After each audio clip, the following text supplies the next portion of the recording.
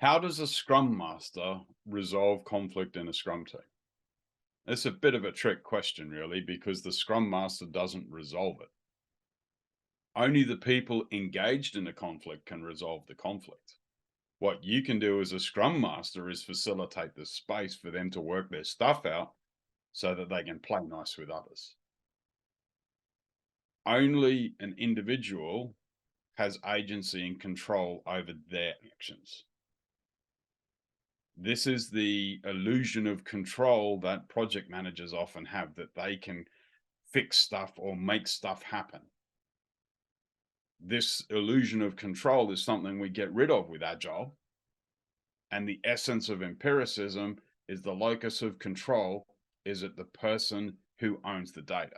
So just clearing that up, moving on. So what do we do as Scrum Masters? Well, conflict is essential provided it's task-based.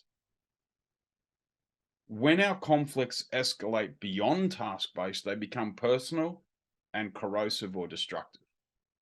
Have you ever been in that situation where you're working in a toxic work environment where there is very low trust, conflict is habitual, low key, passive aggressive, or even aggressive? It becomes a very stultifying, challenging environment to want to get out of bed to go to work for.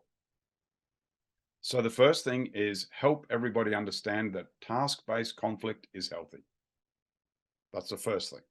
The second thing is setting the environment up so that there are conditions for safe conflict. And the key thing that we're looking at is, as a Scrum Master, your motivation is to enable graceful exit from conflict. So that once the conflict has been resolved, all the parties involved feel that they've been listened to, heard, respected, and they forge a common understanding of the next steps or outcomes wanted. We can do this by shaping a working agreement. We can do this by helping build those human connections. And this is one of the beautiful things about working in offices. I know there's a lot of people that think that you don't ever have to go back to an office again. I personally love seeing people face to face. And when you can meet people, when we can break bread, when we can share a meal or a drink together, it forges a stronger connection. It helps us understand that person as a person. I saw a great quote from Mike Tyson this week, which is, the problems with social media is everybody's got comfortable disrespecting people without getting punched in the head.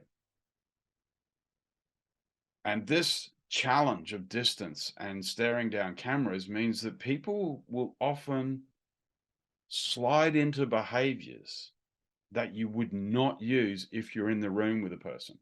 Like if I'm having a conversation with you, you're not going to pick up your phone and start looking at your social media if I'm in the same room. How many times have you done it where you've looked at your email or something else when you're on a cam call?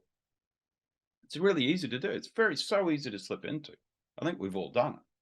So helping understand those ground rules. And then what we do as Scrum Masters is help the teams learn to listen to each other, help individuals learn to listen so that we can understand and play back that other person's perspective so that we can forge the combined, unified, better perspective.